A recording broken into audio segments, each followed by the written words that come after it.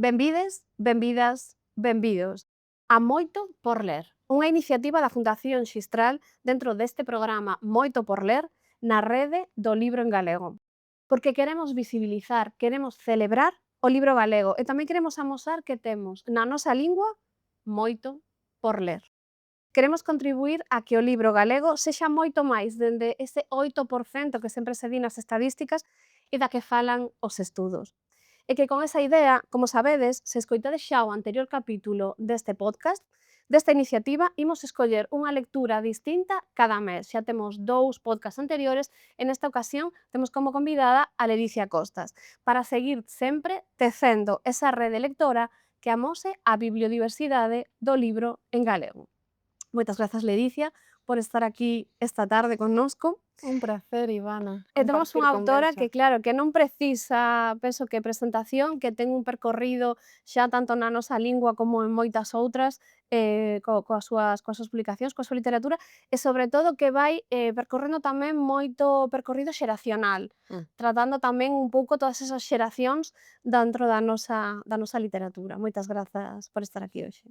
Encantada de poder falar contigo do que máis nos gusta, que creo que Efectivamente. son os libros, se non me Que son equivoco. os libros, estamos aquí moi ben tamén rodeadas con algúns teus, con algúns poucos deses sobre Mm, 40 libros que tes mm, xa publicados, tanto en galego como en diferentes linguas, mm. onde chegastes a ser traducida. Como é? Sempre me pregunto, como é ese momento no que ves o teu libro, algún dos teus libros publicado en coreano, en algunha lingua tan que nos resulta Ah, tan lonxana?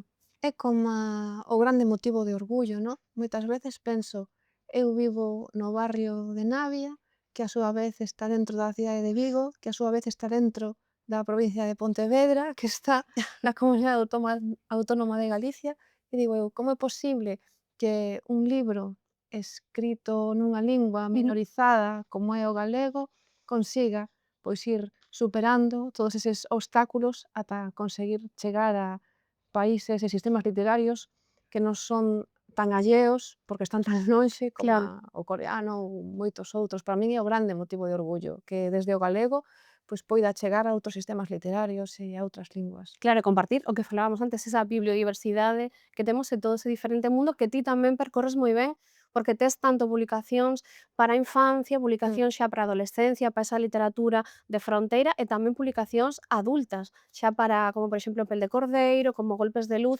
ou como Infamia, que tamén chegan a un público adulto que probablemente o acompañe seguramente en algún momento te das conta de que acompaña a diferentes xeracións dende Mm. que teñen 8 anos ata que agora teñen 20. É moi bonito ver as crianzas medrar da man dos teus libros. De feito, ás veces nas sesións de sinaturas ou nas presentacións das miñas obras para público adulto, acoden persoas que xa pois están incorporándose ao mercado laboral ou nos Ujú. ultimísimos cursos dos estudos universitarios Sí. e que me pois eu empecei, lendo contigo, lendo, eu que sei, Escarlatina ou A señorita Babel.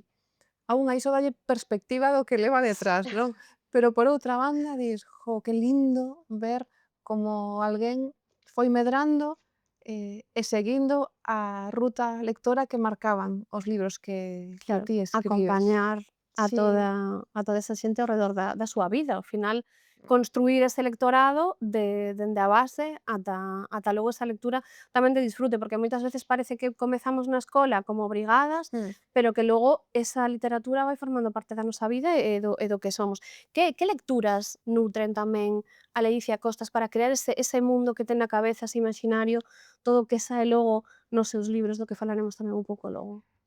Últimamente pensei moito nisto, nas lecturas que me acompañaron, no feito de que para min empezar a ler foi unha das grandes revelacións da miña vida, porque fun consciente de que se abría un mundo diante de min.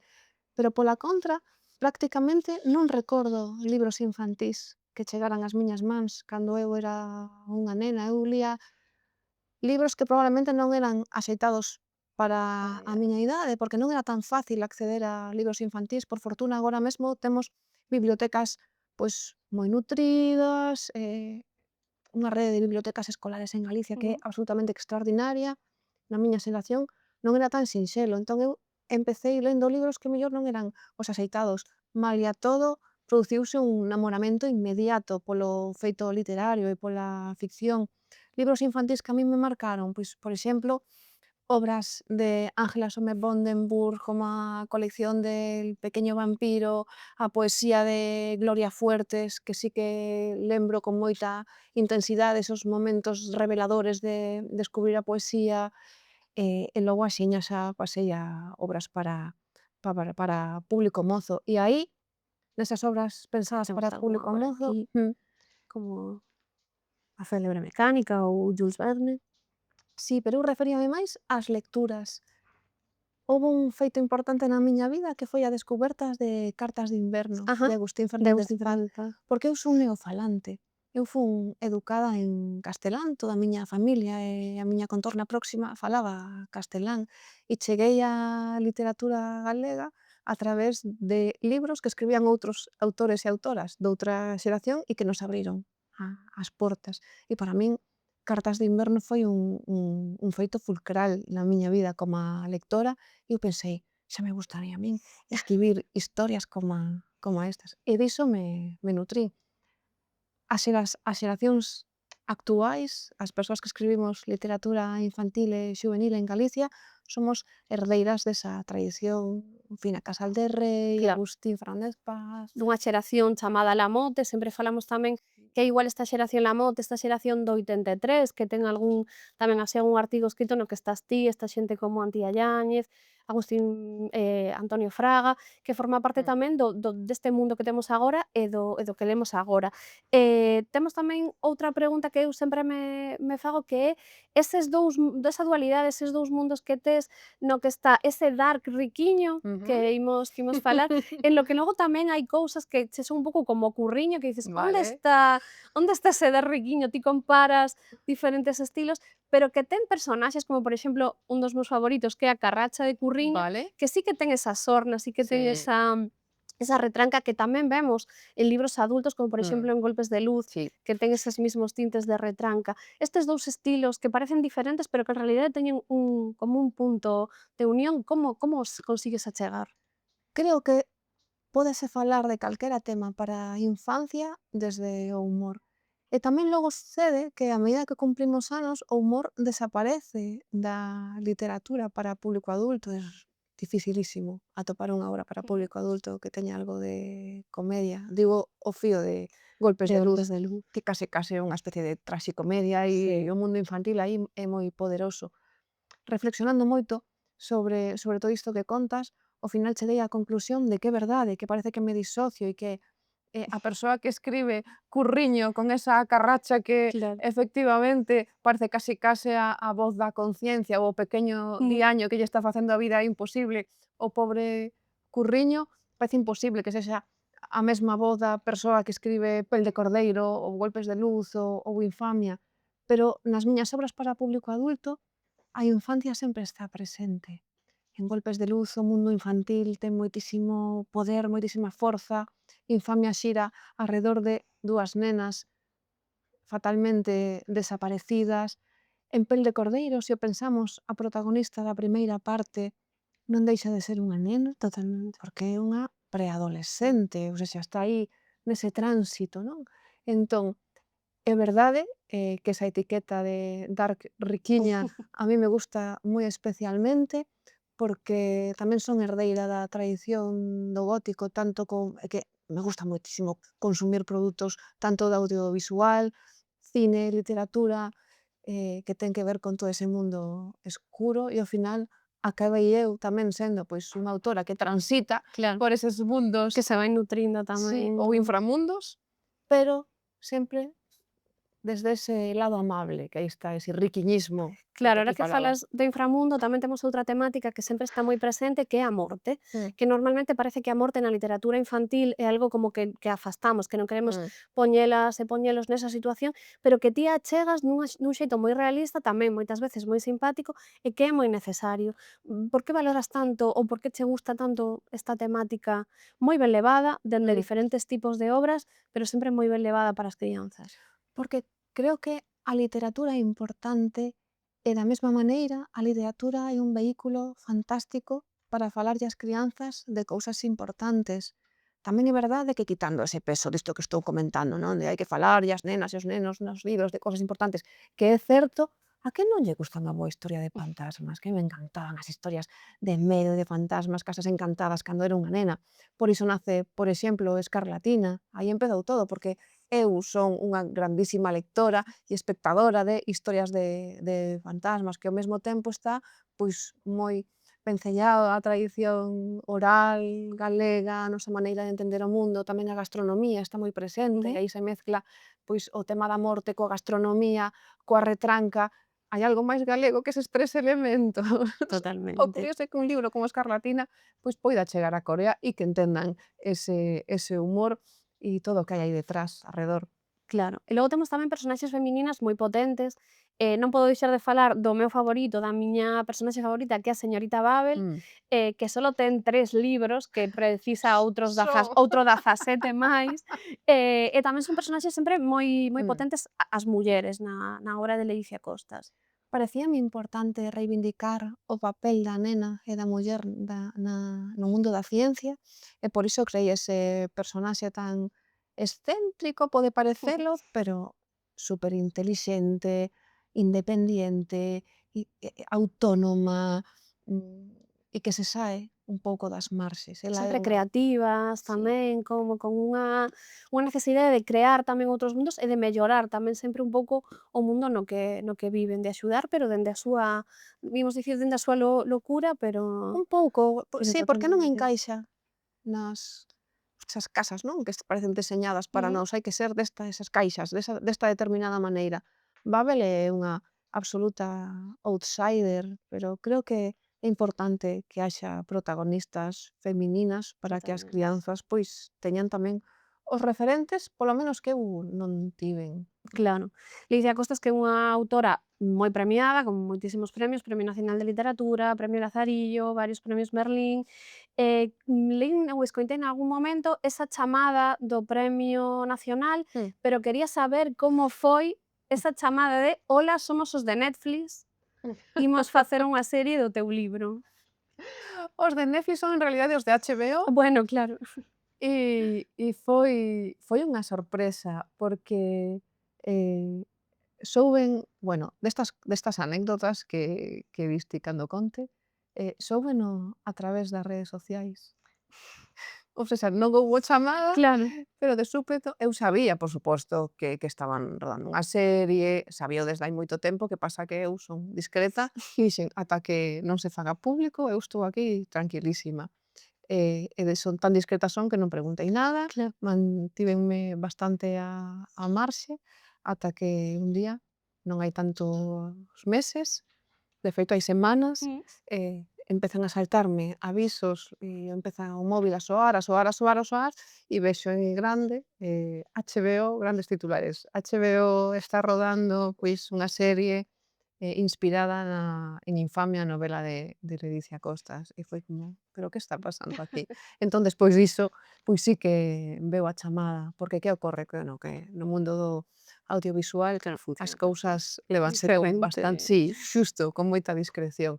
Foi un alegrón, a confirmación foi un alegrón, eu non estaba segura de se ía suceder ou non, tiña os dereitos o dereito de opción vendido desde había moitísimos anos, non dixera nada, eu estaba aí, sí, bueno, isto é complicado que suceda, pero se sucede, estupendo. E Ocorreu, sucedeu. pareceme un milagro, E sucedeu, un pero milagro. é unha cousa Sí. espectacular. E tamén falando un pouco deses diferentes ámbitos, non? Porque, ademais da literatura, tes tamén algún xogo de mesa para traballar tamén coa literatura Mm, e agora, de repente, a unha persoa que sabemos que ama os videoxogos, sí. que lle gusta moitísimo todo este mundo, publica un libro que con un coautor que é un xogo, Mm, que é Bruxas e Dragóns, que temos por aquí, que é un libro xogo no que ten 52 finais, mm, paréceme espectacular e incriblemente difícil, traballar nisto con Luismi Pérez e publicar un libro como este. Como foi este momento, como foi esta decisión, como foi facer realidade este libro tan complicado? Foi un convite, naceu dunha conversa, porque o editor de Triqueta e mais eu fomos xuntos a un festival Celsius, Ujú. E nos coches, esas viaxes, dá tempo a falar de moitas cousas. E unha das cousas das que falamos, pois foi deses libros estilo Elixe a túa propia aventura, que resultou que os dous, como tantas persoas das nosas xeracións, liamos pois alá polos anos 80. E el díxome: "O meu soño coma editor sería editar un libro deste estilo, un libro xogo". E dixenlle: "Vale, pois eu comprométome a facelo, pero ten que ser con outra persoa, que sexa, pois, unha persoa que controle de xogos de rol, de videoxogos", e coincidía que Luismi máis eu, pois nese momento estábamos xogando xuntos a un videoxogo que se chama Elden Ring. De feito, a proposta para escribir este libro xogo, pois foi mentres estábamos De xogando. xeito virtual. Sí, de xeito virtual, xogando unha partida, dixenlle: "Mira, teño un amigo que é editor, ten unha editorial, e dixo: pero eu tamén lía eses libros cando era un neno, claro que sí, que me animo". El tamén vén do mundo do guión, é escritor. Co cal nada, embarcámonos nesta aventura que foi tan emocionante, tan estimulante, foi moi bonito concibir este libro, porque pensábamos, eu polo menos pensaba, e logo compartindo con Luismi estaba de acordo, pensaba: "Jo, este libro pode ser tamén fantástico para aquelas nenas e nenos preadolescentes tamén", Ujú. que é un libro que eu creo que pode abarcar case ata os, bueno, en fin, Totalmente. sí, De 0 a puxo para 100, eso, sí, como xogos de sí, mesa. de 0 a 100, sí. Para aqueles os que lle custa un pouquiño máis de traballo ler, pero tal vez poidamos enganchalos pola parte lúdica, porque a parte do xogo ten moitísimo peso. E ao mesmo tempo tamén temos que facer un esforzo na escrita do libro e que haxa tamén, pois, chiscadelas para eses nenos e nenas que son grandes lectores. E por iso hai, pois, unha biblioteca onde podes participar en escenas de obras clásicas como A Metamorfose de Kafka ou Drácula ou, bueno, pois obras de Maurice Sendak, a Bela e a Besta, etcétera, etcétera. E foi maravilloso escribir este libro, de feito, case de maneira, sen case, artesanal. Claro, 52 finais non se Sí. escriben todos os días.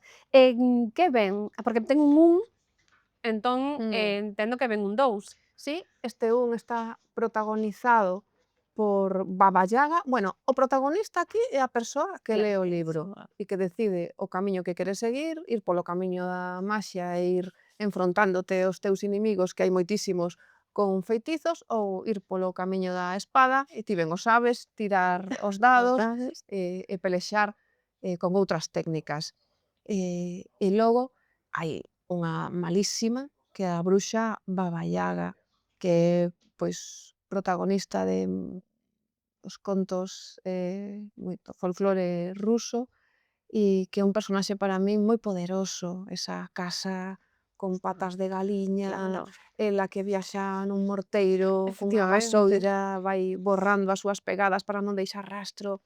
Era un personaxe que os dous nos lembraba, pois, cousas da nosa infancia, porque para Luismi tamén, Baba Yaga era unha bruxa moi importante. E, en Bruxas e Dragóns, si son 2, aí haberá outra bruxa que tamén Que medramos. anticipa un pouco o Sí, final do libro, sí, cal sí, hai pode aí ser. unha imaxe, pero bueno, a cor verde creo que pode ser ilustrativa da bruxa da que estamos falando, e se lle engadimos unhas medias de raias, pois xa está aí a pista final, que vai ser a mala o boss final do segundo libro. Se che dixesen: "Fai o que queiras, aquí tes un saco de cartos e crea o libro que queiras", con que soñarías facer? Que te gustaría poder escribir con total liberdade, sobre o tema, libro, estilo de libro, formato? Sabes que ocorre? Teño a sorte de estar facendo sempre o que quero facer. É dicir, non teño imposicións, síntome absolutamente libre para escribir o que me dá a gana. Pero se tivese todos eses cartos, que me parece un planazo, Claro. que faría? Pois faría libros a obxecto, faría edicións destas que son imposibles. Ujú. con cousas douradas, filigranas, porque son superfan deste tipo adoro os libros Dos que ter para sempre e mirar sí, todos os días para eles, sí, como unha escultura. sí, que dan ganas casi de quedar a vivir aí dentro deles. Faría edicións preciosísimas, que conste que tamén as teño, Claro, que esta edición, por esta é exemplo, fermosísima, esta é unha edición fabulosa. Non podo dicir, o é sea, coas fermosísima. ilustracións de Bea Gregores, a todo tren, como se adoita dicir así de xeito coloquial. Mm, Un libro que pecha como un cofre. Teño edicións moi bonito. moi bonitas, pero sempre penso niso, na cuestión estética, en poder facer libros que ao mellor pois non é tan sinxelo facer. Claro, Gustaríame, por exemplo, facer un pop-up, un deses libros que abres e de súpeto, pois aí agroma todo un mundo, non? Iso sí que me gustaría moitísimo. claro. E tamén temos outra cousa, si quere preguntarche sobre algo que naceu fai un par de anos na cidade de Mm. Vigo, que, bueno, a veces a vida é complicada, pero como todo iso que xurde moitas veces en medra da desgraza, naceu o Hematofesti fai 2 anos, é un festival que se celebra durante 4 ou 5 días na cidade de Vigo, Sí. totalmente arredor do humor Mm. e da literatura infantil e xuvenil. Este ano 2026, que nos vai deparar este Hematofesti? Como nace? Como te sintes ti neste Mm. momento sendo como nai dese festival e de todo o que conleva Pois para a mira, xente que asiste? din que non sabes realmente facer unha casa ata que fas 2 casas. Nós xa fixemos 2 hematofestis, entón, de cara á terceira edición, xa se pode abordar desde outro lugar, con outras garantías, pero sobre todo con moitas ganas de innovar, de sorprender e de expandirnos. Entón, a idea é medrar, eh, nuns pouquiños meses daremos conta do que estamos argallando, que non é pouco, e xa que falamos do Hematofesti, que nace, como sabedes, porque morreu Hematocrítico, e Hematocrítico, como persoa, a mí me gusta pensar, dicir que el era un festival, e que entón agora transformámolo de facto nun Efectivamente. festival de literatura infantil e comedia, porque eran os 2 grandes piares da súa vida, e todo isto tamén vencellado ao mundo da educación. Entón, que mellor ocasión ca esta para falar de Dona Problemas, esa salvadora da escola, que para min unha das grandes protagonistas e personaxes de Miguel, de Mato, esta Dona Problemas, ademais ilustrada por Paco Roca. El estaba súper orgulloso de que este libro estivese ilustrado por Paco Roca e poder traer a Paco Roca para o mundo da literatura infantil. Hai un par de días, alguén me mencionou Dona Problemas e díxome, pero poñíaselle a pel de pita falando do Dona Problemas, dixo: "Dona Problemas é do mellor que unha das mellores protagonistas que existen en toda a literatura infantil, porque é tenra, é lista, é todo bondade", e díxenlle: "Sí, pero sobre todo, Dona Problemas é simpática", e Sí. botouse a rir, e dixen: "Pois aí está, conseguido". Totalmente, totalmente. É un libro que se precisa moito e que sempre se remata con oxalá houbese unha Dona Problemas en todas as escolas, Sí, oxalá houbese unha Leicia Costas e todos os seus libros en todas as escolas para poder ter sempre moito, moito por ler. Moitas moitísimas grazas, felicidades. Leicia, por esta tarde connosco e pola túa visita. Un super pracer. Gracias, Ivana. Moitas grazas.